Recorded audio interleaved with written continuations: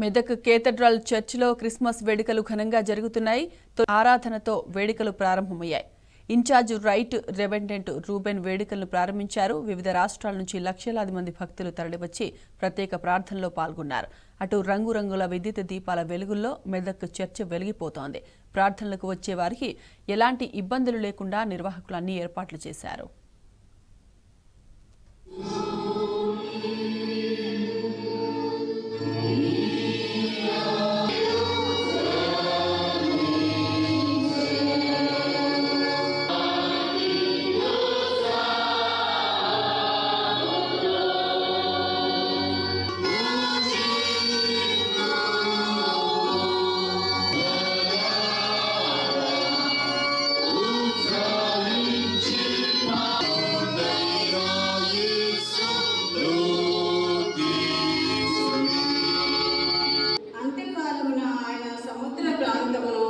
అనగా యోర్దాను అతన్ని అన్నజనుల గలిలయ దేశమును వెలుగు ప్రకాశించి నీవు జనమును విస్తరింపజేయుచున్నావు, పిలిచి ఉన్నావు.